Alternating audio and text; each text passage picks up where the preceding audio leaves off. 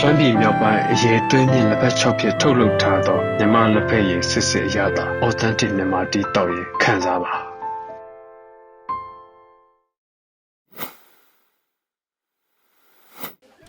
ရခိုင်ပြည်နယ်တွင်တိုက်ပွဲတွေရောကြဖို့နဲ့အပြစ်အခတ်ရစဲရေးအတွက်တပ်မတော်နဲ့ရခိုင်တပ် AA တို့ဂျားခန့်အဖွဲ့အစည်းတချို့ကနေတဆင့်ဆွေးနွေးမှုတွေပြုလုပ်နေပြီလို့တပ်မတော်ဘက်ကအတည်ပြုပါတယ်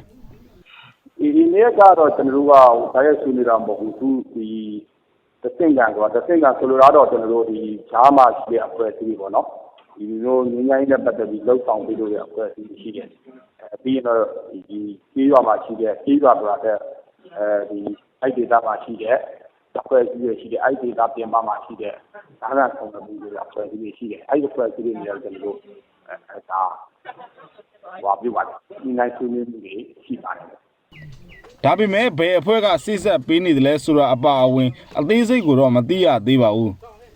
တရားဝင်ဆွေးနွေးမှုတွေဘယ်အချိန်မှစတင်မယ်ဆိုတာမသိရသေးပေမဲ့လို့သစင်ကန်ဆွေးနွေးမှုတွေအပေါ်မူတည်တယ်လို့လည်းပြောပါတယ်ရခိုင်ပြည်နယ်ကအင်အားကြီးတိုင်းသားပါတီတစ်ခုဖြစ်တဲ့ရခိုင်အမျိုးသားပါတီ ANP ကတော့သူတို့အနေနဲ့ဂျားဝင်စိစက်ပေးရတာမျိုးမရှိသေးဘူးလို့ဆိုပါတယ်လောလောဆယ်ကခိုင်မာတော့ခက်ပါတယ်ဆရာကြီးဒီဟာကလေသူတို့ဂျားမဟုတ်ဘဲနဲ့သူတို့အချင်းချင်းနဲ့ဖြစ်ကောင်းဖြစ်နိုင်ပါတယ်ဒီအချိန်ကမှတော့ဘယ်အဖွဲ့အစည်းရလို့တော့ခံမှန်းဖို့တော့ခက်ပါတယ်အော်တိုဘာလတလာတဲ့အတွင်းမှာပဲရခိုင်ပြည်နယ်မှာတပ်မတော်နဲ့ AA အဖွဲ့တို့46ကျင်းအထိတိုက်ပွဲတွေဖြစ်ပွားခဲ့ပါတယ်ထိတွေ့မှုအများဆုံးမြို့နယ်တွေကတော့ဘူးသီးတောင်မှာ22ကြိမ်မင်းပြားမှာ10ကြိမ်အထိဖြစ်ပွားခဲ့ပြီးတိုက်ပွဲဖြစ်ပွားမှုအများဆုံးမြို့နယ်တွေပါလေကြောင်းရေကြောင်းတွေနဲ့ပါတိုက်ပွဲပြင်းထန်ခဲ့တဲ့ရခိုင်ပြည်နယ်မှာရွေးကောက်ပွဲအပြီးစစ်မီးတွေဖြုံကနေရပ်သွားခဲ့ပါတယ်နိုဝင်ဘာ12ရက်နေ့ကစလို့တိုက်ပွဲမဖြစ်ခဲ့တာဆိုရင်နိုဝင်ဘာ26ရက်နေ့အထိဆိုရင်15ရက်တင်ပြည့်ခဲ့ပါပြီဒါကြောင့်တပ်မတော်နဲ့ AA အဖွဲ့တို့ဆွေးနွေးမှုတွေကနေတဆင့်သဘောတူညီမှုတစ်ခုခုများရထားပြီလားဆိုတာနဲ့ပတ်သက်လို့ရခိုင်အရေးလေးလာသုံးသပ်သူဦးမောင်စိုးကအခုလိုသုံးသပ်ပါတယ်သဘောတူညီချက်ဆိုတာတဲ့ဟိုစာပေါ့ဗျာပြစ်ခတ်ရစရေးပထမအဆင့်လောက်တော့သဘောတူထားတာပါ